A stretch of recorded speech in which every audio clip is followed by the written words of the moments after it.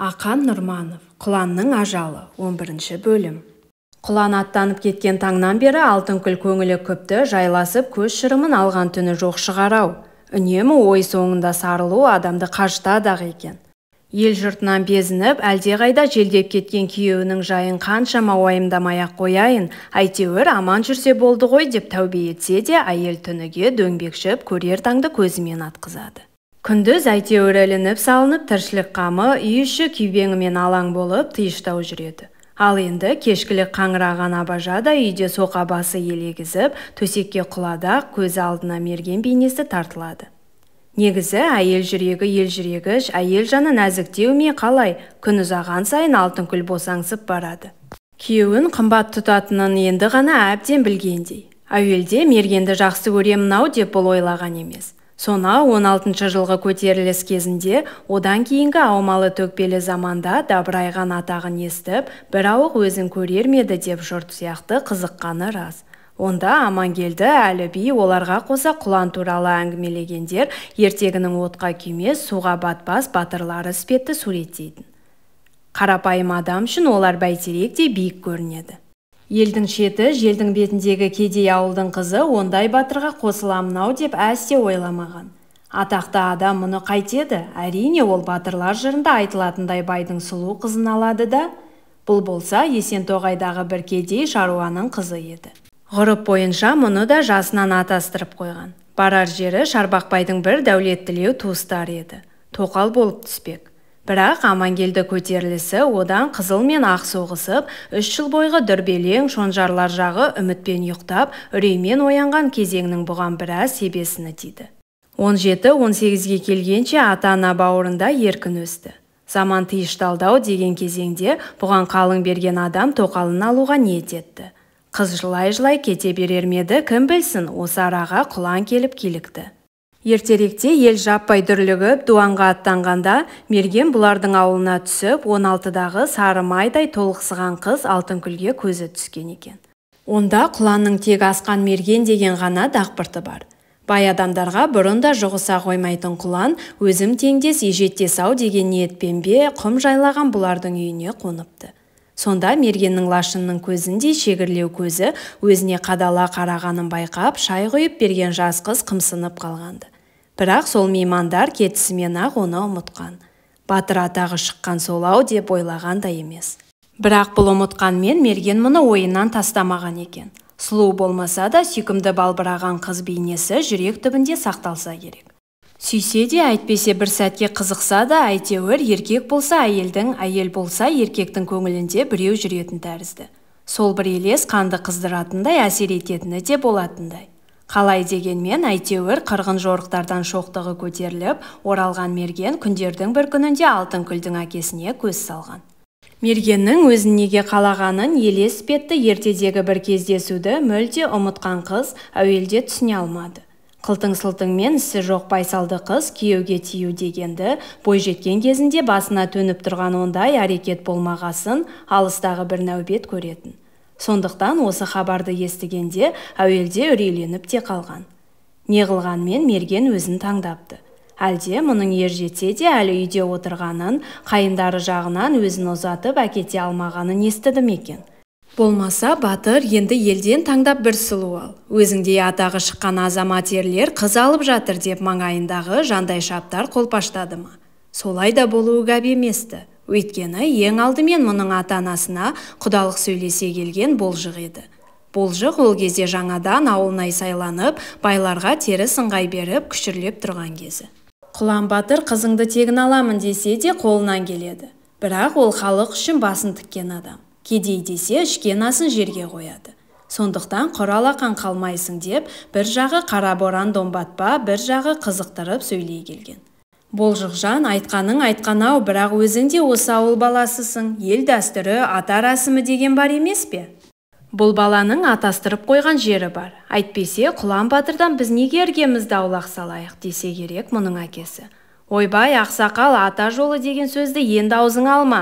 Қазір заман басқа, заң басқа. Мен сияқты үкімет адамына олай деуің, бері кеткенде қараңғылық, әрірек барсаң ескілікті көксеу феодализм болады. Сондықтан жақсы айтқанды тыңдау керек. Ал енді анау бұрын майға бөккен шынжыр бала қанаушы таптар тұқымы саған көз аларта алмайды. Олай етемін десе, бұл көрген күнін көп қыламыз. Осылайша ырғаса жырғаса келіп, сөз аяғы алтын күлге тірелген әкесі қыздың еркіне салған екен. Бір жақын жеңгесі келіп, жаңағы сөздерді жеткізіп, соның артынша іле болжық бұған жолығып, үгіт жүргізгенде бұл абдырап қалған. Бұл бір қыз үшін тұтқиылдан туған нәубет еді. Панасы анасы ғой, соған барып жылаған.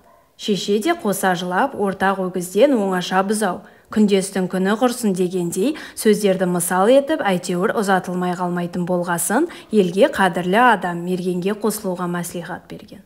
Одан кейінгі оқиғалар Алтынкүл есінде бұлдырлау бір елес есебінде ғана сәуле береді. Әйтеуір өзінің бұрынғы қалың берген күйеу жағы бой көрсетіп, сайғақ көтере алмай қалды.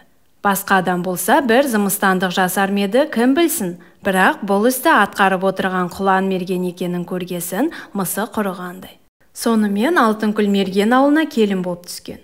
Одан бері талай жыл өтіп кетіпті. Екеуінің дәм тұзы жарасты. Жалғыз өкініш сол перзент сүймегендері. Енді бұған құлан басына төнген қатер уайымы қосылды. Баяғы Алтынкүлді атастырған Шарбақбайдың ағайыны ескі кегін ұмытпаған екен, томар тұтатқан жанжалдан кейін ол да домалақ арызды боратса керек. Бүгіндері әйел, құлан байғұсты қудалауға мен де себепші болдым-ау деп өксиді. Бірақ тірі адам тірлігін істейді. Және Алтынкүл жұбайының ер азамат қасиет қадіріне, жұрт сөзінен ертеден қанғаннан бері өзін оған лайық ұстауды зор парыз көретін. Қанша туыс болғанымен адам аласы ішінде.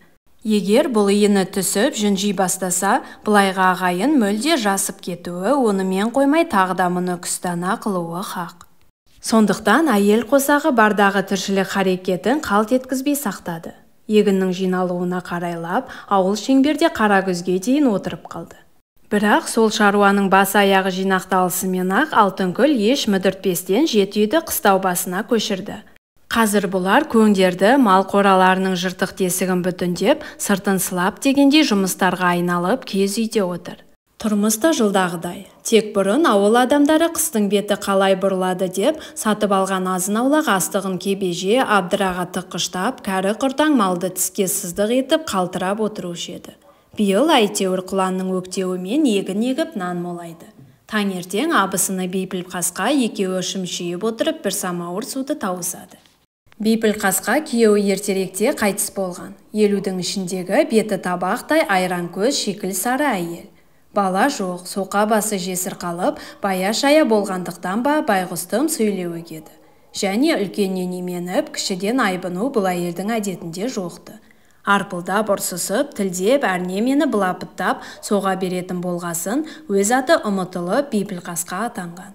Ауылда мұның именетіні тек құлан мен орман шал еді. Сыртынан сөйлегені болмаса, Алтынкүлге де онша тік келе қоймайды. Мерген үйі шаруасының бір пұшпағы осы әйел қолында. Ал келін, сүтіңді қазанға құйып қойдым, деді Бейпіл қасқа көндегі дағдысымен бүгінде. Жарайды жеңеше, ана күбіні пісіп жіберіңіз, мен шай жасайын. Түн салқындады ғой, қымыз ашымай қалмаса, деп Бейпіл қасқа бір тостаған быжылдаған қымызды әуелі тастап жіберді. Бұл да оның күнде айтып, күнде істейтін ісі. Әсіре тамақ сау кемпір бұл үйдің дастархандағысын сыпырып соғып, алдағы асты жапырып жіберуші еді. Бірақ Алтынкүл оған тіпті назар аудармайды. Төсектен тұрғанда да ол ерінің уайымымен тұратын еді. Құршайды бейжай ұрттап, аузы қомпаңдаған Бейпіл қасқаға қарайды. Бүгін не түс көрдіңіз жеңеше, дейді, әйтеуір бір бұлдыр үмітпен. Жақсы сөз жарым ырыс, тәуір түс көрудің өзі бойға қуат, ойға медеу сияқты. Бүгін бе деп қайта сұрап алады Бейпіл қасқа сары бауырсақты қылғына жұтып. Бүгін бір әдемі түс көріп жатып оянып кеткенім, әлгі арам қатқыр сиыр мөңіреп, содан айтпақшы түсімде батыр келіп, апыр-топыр той болып жатыр екен. Қатар-қатар қазан асылып, табақ-табақ ет тартылып, сен іш, мен іш, жұрттың бәрі мәз әшейін. Шіркін, піскен ас үйге кірген берекет қой, дәмнен үлкен не бар? Мен де ошақтың басында кекірік атып жүгіріп жүрмін. Бірақ көргенімнің бәрі еркек кіндікті. Әйел деген шайтан ғой, түсіңе кірмесін пәлекет. Баяғыда менің парадар атам да жарықтық әйел түс түгіл өңінде де шайтан дейтін. О, Құдай-ай, баяғының кісісі, баяғының заманы-ай десейші. Онда мұндай қара табан болып егін еккенді білуші ме еді? Жемегенің алдыңда, жегенің артыңда еді ғой. Осылайша Бейпілқасқа әлденені қожыратып әкетеді. Бұл да оның күнде айтатын түсі. Тек әйтеуір бірде той, бірде қыз ұзату, бірде ақ сарбас шалу, енді бірде айт болып түрлене береді. Содан аяғы баяғының астан шеңбірек атқызған заманына барып тіреледі. Алтынкүл ішінен күледі де қояды. Ол кемпірдің күйеуі өмір бойы шарбақпа есігінде жалшылықта, өзі сол үйдің қазаны басында жүргенін білетінді. Бұл байғұс бейнеттің бәрін ұмытып, жегені, ішкені ғана көкейінде қалған-ау деп ойлады ол ішінен. Әйтеуір қазан ұстағасын, қарын тоқ болған шығар, мешкей адамға одан өзге не керек? Күндіктен құтылып, өз қолы өз аузына жеткендей болғанда, баяғыны көксейтінін қайтерсің? Әйелдер шай дастарханын жинай бергенде, үйге сәлем беріп, бірінен соң бірі жет үйдің бас көтерер еркектері енеді. Келу тәртібі де құланның барындағыдай. Әуелі қой бастаған серке де орман шал, одан соң көсеу қара, ерман, жарман, серкеш, алтынкүл бір-екі биені қысыр сауатын. Ондағы ойы бір жағы ұзақ күнде екі қолды алдыға салып отырмайын деген. Бір жағы күйеуім бір күні шөлдеп, шаршап келсе, сусындай қойсын деген үмітті ой еді. Сондықтан бір шара қымызды сапырып бөлек сақтап, әман түн асыратын. Әлгінде шайдан соң Алтынкүл сыртқа шығып келген. Күн желкемдеу қоңырайып тұр екен. Нәті жауын шашын болатын сияқты. Әйел Есентоғай жақтағы шөбі оңып, сұрқай түске енген белеске көз талдырақ көп қарады. Ауылда бүгін бір әбігер бардай. Еркектер де күндегі уақытынан кешікті. Соның өзі бір пәле болып қалды ме деп, әйел көңілін алаңдатып, жүрегін суылдатқан. Оның үстіне Серкеш орман шалдан бастап үйден үйге кіріп жүрген тәрізді. Серкеш түнде ауылнай орталығы қаладан келген. Жасаған өзің жар бола көр, осыдан қаза бірдеме естімесей еді деп ойлап, Алтынкүл есік алдында біраз тұрып қалды. Көп кешікпей үйге баяғы тәртіппен еркектер енді. Бірақ бүгін бұлардың түстері жабығыңқы. Милыққа түсіп, жымырайған тымақтардың көмкеруіне жасырынған көздерде әлде бір сыр бар сияқты. Орнынан тұрып, сәлем қылған әйелдерге айтатын көп жасаңдар деген сөзді де орманшал тым бәсең үнмен мұрнының астынан міңгіретті. Алтынкүл секем алып, шаралы қой көзі бақырайып кетті де, жүзі қуқылданып тұрып қалды. Отырыңдар балдар, деді орман Бейпілқасқаны жаңа көргенде теке көздене қарап. Бұрын оны тіпті көзін елмейтін. Кемпір байғұс әлгі сөздің өзіне, әлде мына еркектерге ғана айтылғанын ұға алмай мәңгіріп алақтай берді. О, құдауанда биыл осы қыс ерте түсейін деп тұр-ау, деді орман шал үйдегі жайсыз қалыпты сейілткісі келгендей. Қарсақбай жақта қар жауыпты деп тақ ете түсті Серкеш. Кәне, қайсың сенбейсің дегендей жан-жағын ежірейе шолып. Енді не қыл дейсің, ит өлген жердегі Қарсақбайда қар жауса не болады екен, деді Ерман мұртынан күліп. Неге не болмайды, мынау көңді тез жөндеп бітіру керек. Сен қиратып істеп жүредің. Істемегенде, ал қалаға бардым. Ал өздерің бар дегенсіңдер. Әйтпесе мен бір қатын құрлы үй төбесіне залог құя салам, бір қатын құрлы үй сылай саламын деп Серкеш екілене сөйледі. Оған жұрт мырс-мырс күлді. Айдық екенсің деп Ерман тағы мысқылдай беріп еді, оның сөзін орман шал бөлді. Балдар-ай, осы сендердің жоқ жерде ырылдаса қалатындарың-ай, деді ол қабағы шытынап, ұзын бурыл сақалын тарақтай. Осы ғой сендердің оңбай жүргендерің. Ағаларың анау ол деп барып, орман шашалып, түкірігін жұтып, Алтынкүлге бір жалт етті де сөзін жөндеді. Ағаларың анау хабарсыз жатқан дейімде, сол ағаларың аттанарда не деп тапсырып еді? Өзді өзің дүрегей болмай, бірегей бол демеп еді? Қане сендердің сол бірліктерің? Тағы бас-басыңа қос айдап, нілдей бұзылып барасыңдар. Ай, қайтейін сендерді? Осыны айтып, қария біраз үн-түнсіз тұнжырап отырды. Жаман бөріктер онан сайын жапырайып, манаға әзірге томсараған түс еркектердің жүздеріне қайта тұнды. Осы үнсіздікті пайдаланып, жаңа қарт сөзге булыққанда, селк ете түскен Алтынкүл бойын жиып, Бейпілқасқа және Серкеш көмегімен жұртқа қымыз тарата бастады. Түнемел салқын қымыздан мейірлене жұтқан орман шал тағы жадырағандай. Алтынкүлге ашық өңмен қарады. Әйел соған шүкіршілік етіп, еңсесі көтеріліп қалды. Келін шырағым, деді шал байсалды үнмен. Сен біздің сөзімізден үрікпе. Құлан сабазымнан хабар жоқ. Бәріміздің де ішкеніміз ірің, жегеніміз желім. Бірақ Хақ тағаланың шапағат мейірімінен күдер үзбеу керек. Мына Серкеш деп қарт қымызды қомағайлана жұтқан жігітті иегімен меңзеді. Кеше қалаға барып келді ғой, осы бір сыбыс естіпті. Ол жел сөз, я шын сөз түбіне жеткен кісі жоқ. Серкеш бірдеме демекке оқталып еді, шал алақанын төсеп, оның аузын ашырмады. Айтуынша өзіміз атын естіп зәреміз кететін Көктөбет деген банды қолға түскен көрінеді. Оның өзі ұсталғанын, болмаса қасындағы қарақшылары тұтқындалғанын тағы ешкім айқындап айта алмайды. Әйтеуір 5-6 адамды милиция дуанға алып кетсе керек. Көке-ау, Көктөбет қашып кетіпті олай деп Серкеш шыдай алмай, құйрығымен жорғалап, алға ентелеп сөзді бөліп жіберді. Ой күшік, сен қайдан білесің, көзіңмен көргендей? Маған әлгі Әлімғазының баласы айтты, ол? Осының бір Әлімғазысы бар екен, жер астындағыны білетін. Оның сенің дуан түгіл, сонау Орынбор, Мәскеуден де хабар алып тұратын шығар. Мәскеуді қайдам, дуан көлеміндегіден хабардар. Тайтары ежіреңдемей деді шал кейіп. Ей Серкеш, сен қойсай, үлкен кісі сөйлеп отыр емес пе? Бұл енді осылай ақиып кетеді деп жігіттер кеу-кеулеп Серкешті жымғылды. Сонымен келін деді шал біраз түйіліп отырып, барып, банды солай өлгені өліп, өлмегені қолға түсіпті. Ал енді мәселе мынада. Жұрттың сыпсыңына қарағанда сол банды ішінде біздің Құланжан да болған дейді. Бұған да көз жетпейді. Менің жаным шырқырап қиналатыным, одан неге хабар жоқ деген нәрсе. Ұсталса, онда жұрттың сауысқандай шықылықтайтыны хақ.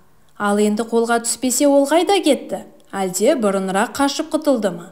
Әлде жаман айтпай жақсы жоқ, бандылар мерт қылды ма? Сонымен деймін-ау, жаман айтпай жақсы жоқ деп толқыған қарт жаңағы мәтелді тағы тілге тиек етті. Біздің батыр қайда деп мына пақырларың әбден көкмей болып отыр. Әйтеуір жаманат хабары естілмегені аман болғаны ғой деп ойлаймын. Кебін киген келмейді, кебенек киген келеді деген бар емес пе? Үй ішін тымырсық үнсіздік жайлады. Қыбыр еткен бір жан жоқ. Алтынкүл қыстығып үнсіз жасын сықты. Бейпіл қасқада жаулығының ұшымен көзін сүрткіштеп отыр. Ал келін, жамандық шақырып жыламайық деді шал. Сабыр тұт. Я жасаған Алла, өзің жар бола көр. Я жыламайық. Құлан ағам неше қанды қырғын соғыстан да аман келмеп педі. Құлекең жаман жәутік бандыңа да, басқаңа да алдыра қоймас десіп жігіттер серпілісе бастады. Тайт сен, кемпір, жоғал сорыңды ағызбай деп Серкеш Бейпіл қасқаға ақырып қалды. О несі, өз басыңа көрінгір. Мен естіп келіп отырмын ғой, Құлан ағам өлінің де тірінің де арасында жоқ деп. Даңғаза қайнымай деді осы сәтте көзінде жас мөлдіреген Алтынкүл зорлана күлімсіреп. Өлі тірі де болмаса ағаңның қайда кеткені? Жұрт бұл мысқылға күліп жіберді. Серкеш әуелі сөздің мәнін түсіне алмай біраз аңырайып, әркімге бір жалтақтап отырды да, содан соң өзі де күліп ақтала бастады. Жоқ жеңеше, мен әлгі банды ішінде аға жоқ деймін, тірі екені тірі ғой. Жарайды Серкеш, сен енді қой деп оны бүйірден түртіп қарағасқа жантая кетті. Осыдан соң үй ішіндегілер түгел жадырап, қымызға бас қойды. Шақпақ-шақпақ қызыл жартас қарсы беттен ұрған күннің шапағымен кеуіп қатқан қанның түсіне боялып тұр. Қан түстеніп, пәруәрдігер осының тасында бірі асыл бар-ау деп ойлады мерген.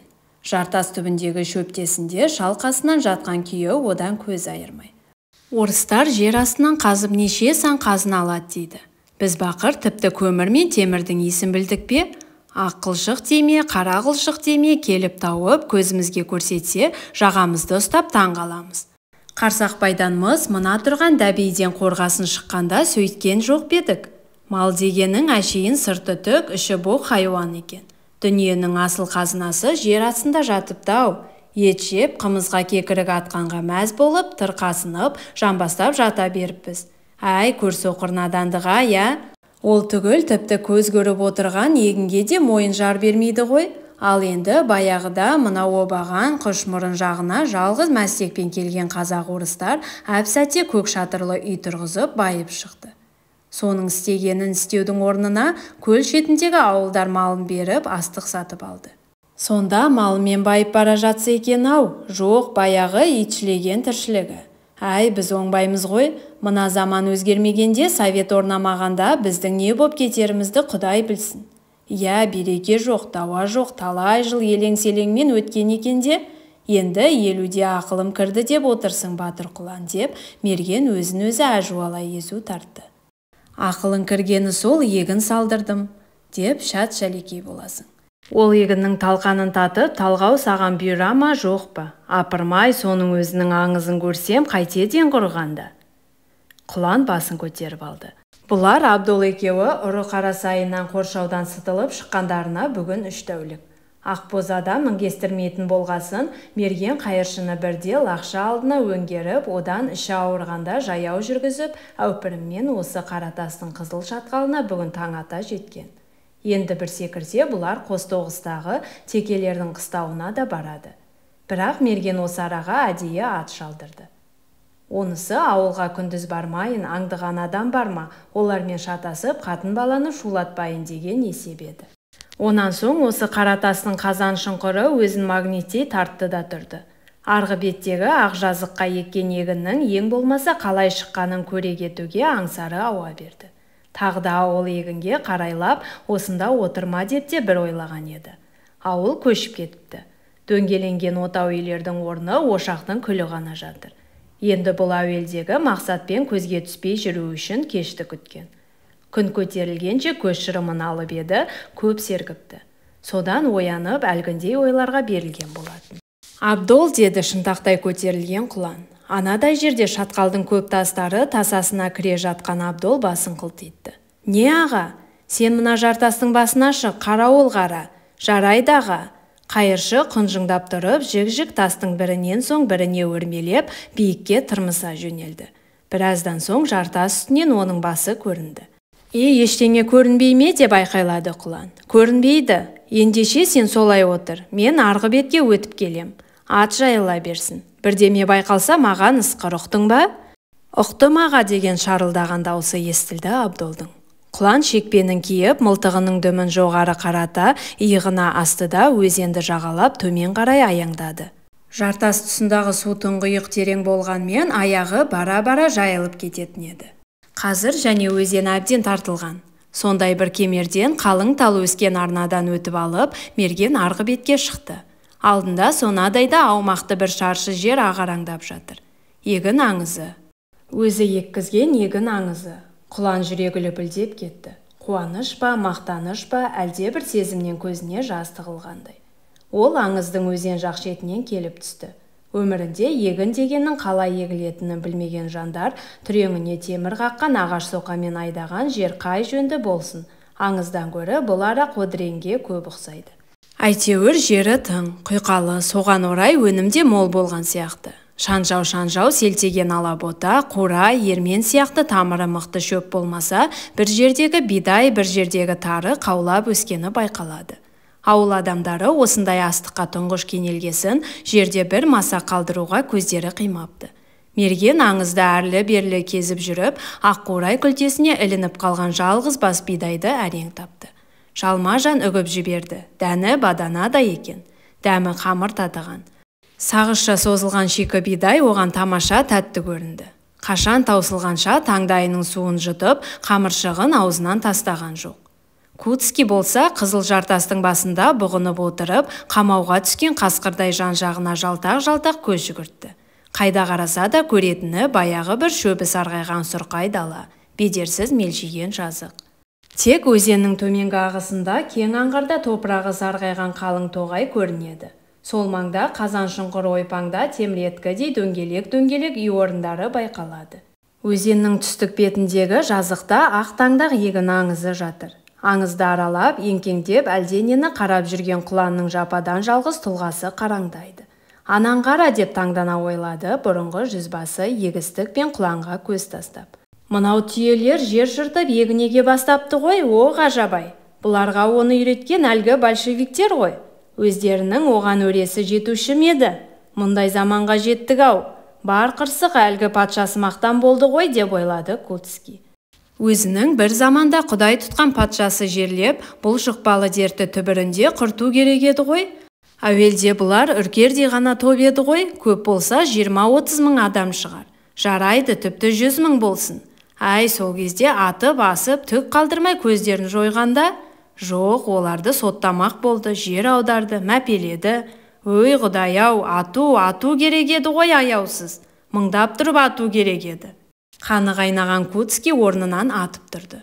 Бүкіл денесі дірілдеп, көзіне қан толып кетті. Ол осы большевиктерге деген бүкіл денесін улаған сұмдық өшпенділіктен, қан аңсаған қорқаулық сезімнен қазір бүкіл дүниені өртеп жіберуге бар еді. Ол большевик атаулыны жау тұтатын. Басына түскен бар бейнет, өміріндегі бар сәтсіздік, бүгіндер қорқақ қояндай көрден жерге тығылып, зәресі ұшақ ашып жүргенін солардан көретін. Ол шынында солай еді. Әйтпесе станциядағы ең бай адамның баласы Кутский революция болмаса шалқып өмір сүрер еді. Енді бір кезде ол есін жиып орнына отырды. Жаңағы сұмдық ыза қайтып, оның орнын өзінің әлсіздігін, қолынан түк келмейтінін сезіну түйсігі басты. Содан ол солықтап жылап жіберді. Ал жылай енді қанды жасыңды төгіп деп қорқ ете түсті. Ол күйініштен өліп келе жаздап. Жыла, сықта, қолдан келер қайран жоқ. Ешкім саған қол ұшын беріп көмектеспейді. Олардың өлеңіндегідей Құдай да, патша да, батыр да. Құртты, қиратты ғой олар бізді бір-бірлеп. Алдымен патшаны, одан соң әлгі уақытшаларды. Содан кейін ақ генералдарды, антантаны, ақ поляктарды. Енді өздері кулак деп атайтын дәулетті адамдардың кеңірдегіне қол созып келеді.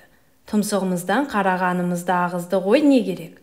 Ой Құдай-ай, сол кезде ғой Советке қарсы соғысқан барлық күшті жұдырықтай жұмылдырып, төбеден бір ұрғанда ғой, бұлардың несі қалар еді? Енді міне станицаларда шошаңдап, сайғақ көтеріп, шолақ мылтықтан атып жүр. Атаңның қақ шекесі, құлатарсың сен Совет үкіметін шолақ мылтығымен. Ай, мен де нағыз ақымақпын ғой, станицаға баратын нем бар еді десейші. Маған не жетпеді? Сол Троицк түбінде тып-тыныш қызмет істе, тоқ жүре берсемші. Менің бұрынғы жүзбасы екенімді жан адам сезбеуші еді ғой. Осы ой үстінде Кутскийдің көз алдынан өткен өмірінің көмескі тартқан суреттері шұбырып өтті. Ол туралы мүлде ұмытуға тырысатын. Түсімде әлде қалай бірдеме айтып қоямын ба деп төсекте де сақ ұйықтайтын. Әуелде Ефимге тағдыр жылы жүзімен қарағандай болды. Әскерге алынды. Атасының көмегімен аз күнде урядник атағы берілді бұған.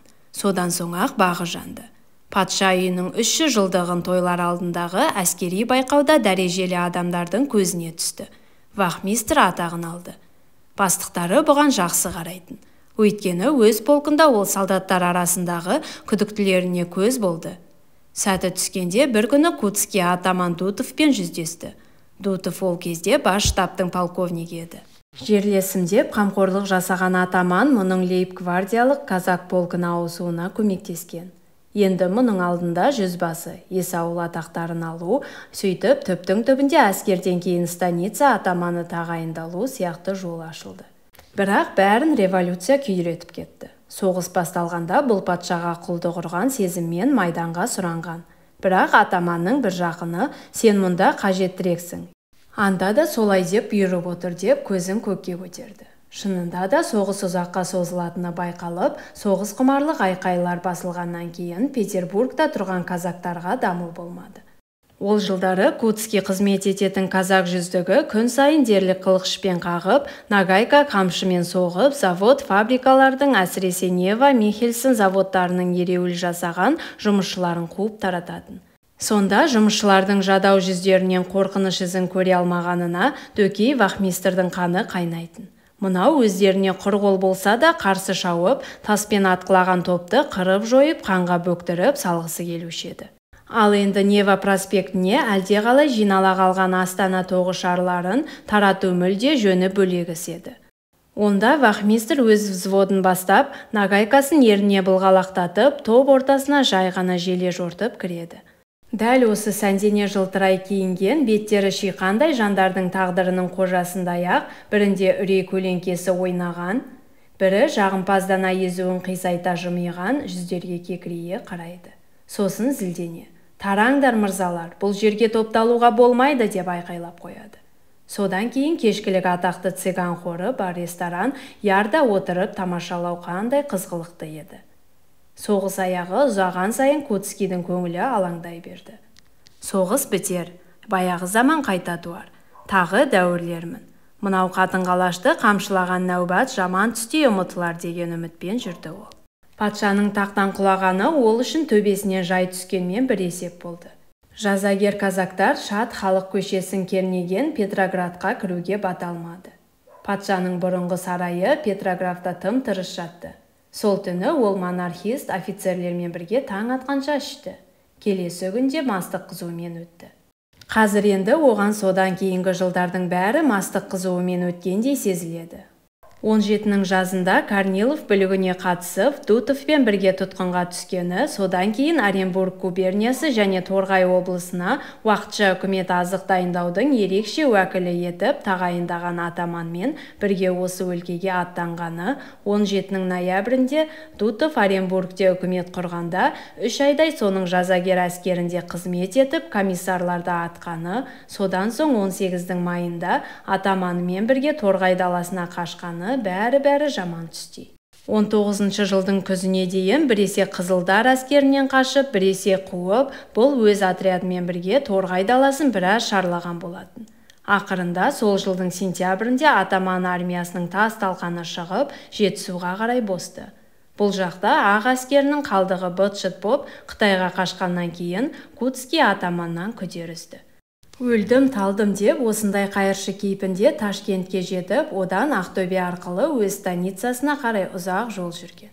Атасы Қызылдар жеңгеннен кейін күйініштен өліпті. Левон оған солай деді. Ал енді үй мүлкін, мал дүниесін, бұл хабарсыз кеткесін сол қитарға қалдырыпты. Левон шалға бір жағы жақын туыс болса, бір жағы қайсы бір құпия істе ең сенімді көмекшісі еді. Бұл бірталай уақыт өзіндей ақ казак офицерлері сияқты станицада бой тасалап жүрді де, содан 21-ші жылғы Горькая линия кулактарының бүліншілігіне қатысты. Бірақ аз уақыттың ішінде гон отрядтары мен қызыл әскерлер бүлікшілерді қиратып салды.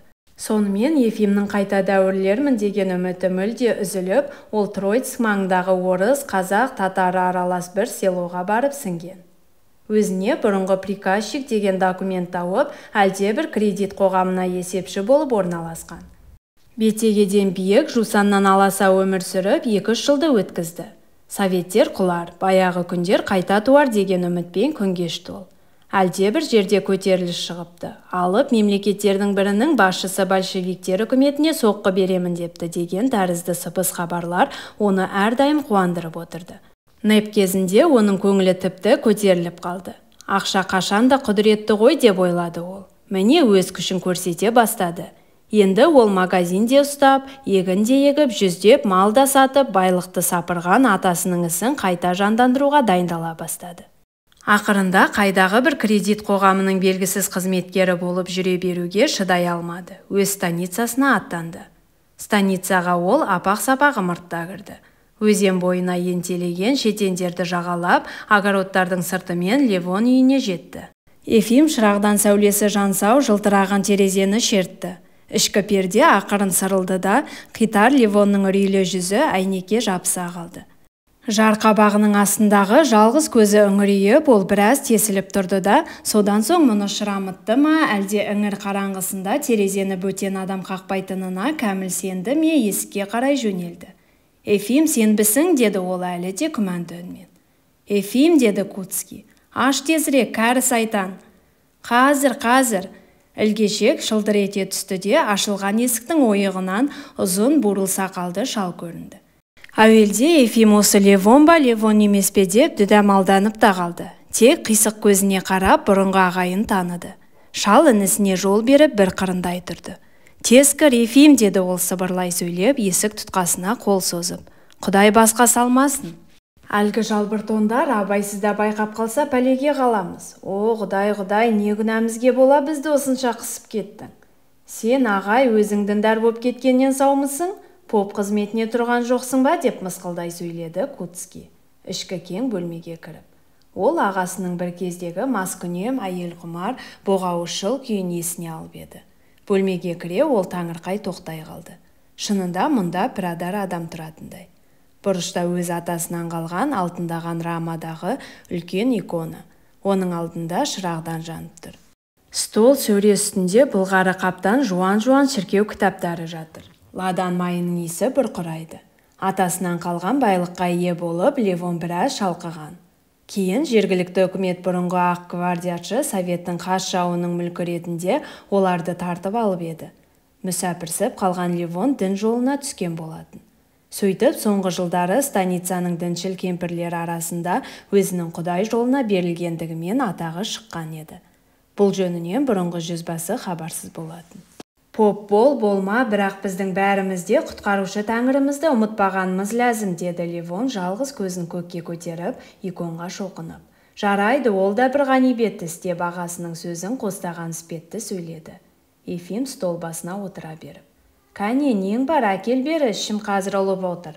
Левон жұмыртқа, сүт, нан, квас сияқты тағамдарды столға кеп қойды. Мұның бәрі пірадар адамға діндар кемпірлердің берген қайыры еді. Одан соң бір шыны самогонды суырып алды. Ефим бір стакан самогонды тастап алып, тамаққа аш қасқырдай сұғынды. Ал айта бер, ағай, не жаңалығың бар, деді ол малжаңдап отырып. Ой, бүйткен жаңалығы құрсында, сенің атаңның үйін сельсоветке деп тартып алды. Мал-мүлік тағы қолды болды. Қарғыс атқыр жыртықтан балдар түгімізден түк қояр емес. О, тәңірім, саған не жазып едік мұнша жазалайтын? Қитар шал жылап жіберді. Бастап жүрген кім оларды? Деді Кутский қырылдай бойын ыза жайлап бара жатқанын сезіп. Әлгі керөнеш Гриша, әскерге бірге алынған досың. Ол қызыл нағылет маған дос боп көрген жоқ, болмайды да, деді Кутский тістене. Әй, анада біз көтерілгенде қолыма түскенде ғой, терісін тірідей сыпыратын едім. Сол бәрін істеп жүрген. Атаңның күйіктен өлетіні де соның кесірінен. Мал-мүлікті де тартып алушы сол. Қазір осында сельсовет. Біздің станицаның қадірлі адамдарын бұлайынша да қысады, газетке жазып та сотқа тартады. Сұржыланға қапысын тауып бір ен таңба салар меді, деді Кутский тарғылданған көзімен терезені сүзе қарап. Ендеше оны істейтін сен, мұнда сені баяғда өліп қалған деп жүр. Левон аярси жымиды. Мен кезі келгенде саған бата оқуға диаққа ақша беріп қоямын. О неге? Ефим таңданғаннан тамағына қақалып қала жаздады. Сені ешкім іздемесін деп, шалқитар көзі онан сайын қисайып, өңінде зымиян күлкі ойнады. Сенің анда істеген істеріңнің дабысы мұнда да жеткен. Өлді кетті, өлген адамда кімнің шаруасы бар? Ай, сұмсың ау қитар сайтан, пірадар боп жүргеніңде тегіннен тегін емес қой. Ал жарайды, әлгі Гришаның қапысын қалай табамыз? Одан оңай нәрсе жоқ.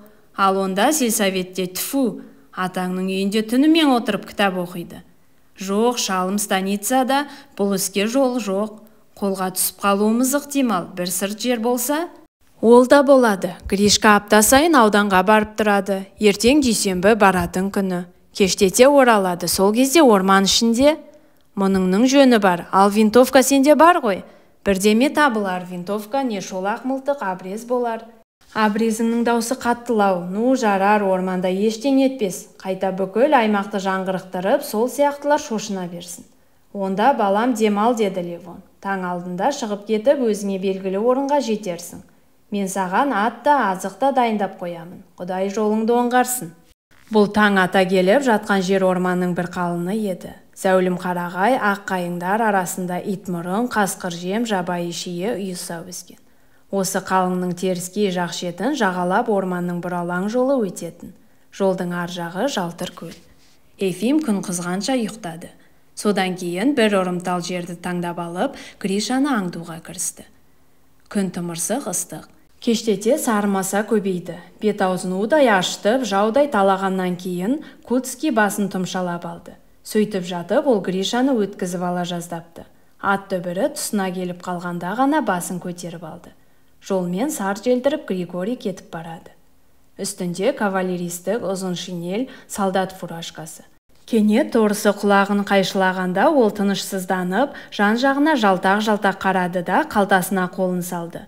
Ту сыртынан ұрған батар күннің арайы ат үстінде құйып қойғандай, тік отырған жігіттің сұлу мүсінін айдындандырып та, әрі соншалықты опасыздықпен нысанаға тіккендей жауына айқындап беріп те тұр. Бұл сәтте Кутский мылтығын көтере берген.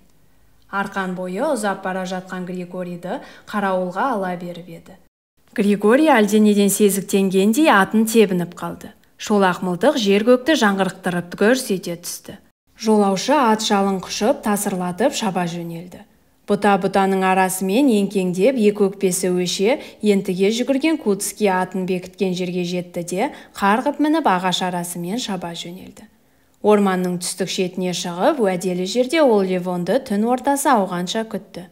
Уақыт өткен сайын берекесі қашып, қитар сайтан қайда жүр деп балағаттап қояды. Левон әбден тағаты таусылғанда барып келді. Шалдың қисық беті онан сайын қисайып кеткен сияқты. Жұлдыздардың күлгін сәулесіне шағылысып, маңдайынан жылтыраған тер көрінеді. «Ефим, сен кетуің керек», деді ол жалғыз көзі үрейлене жарқылдап. «Аналар сезіп қалыпты, сені бұрыннан іздеп жүр екен ғой.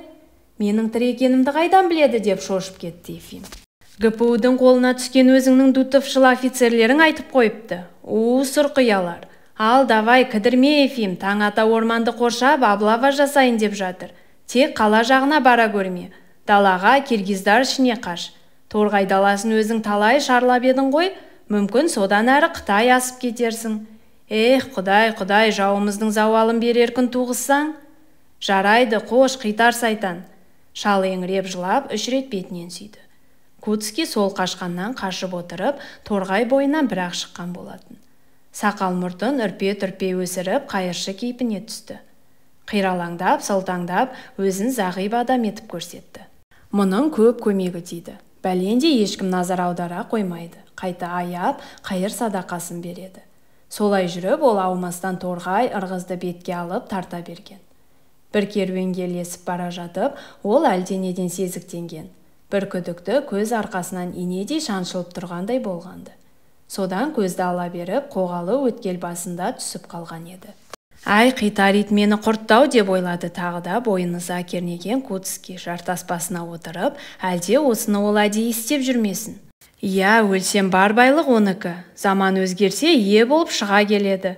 Қисық көз албасты, мені әдейі шүйлеп салған. Өзі көлеңкеде қалып қойды. Тұра тұр, сенің де сазайыңды тартқызармын кезі келсе. Мына кәрі текені бақ еткізсем бекен әлде», деп сол ашудың құтыртуымен сүзіле қарады ол жақындап келе жатқан құланға. «Егер атын алып тартып отырсам, сайтан айтпақшы, мұның аты да өзі сияқты тағы адам жолатпайды. Жоқ, әлі ертерек жүзбасы Кутский». 11 бөлімнің соңы.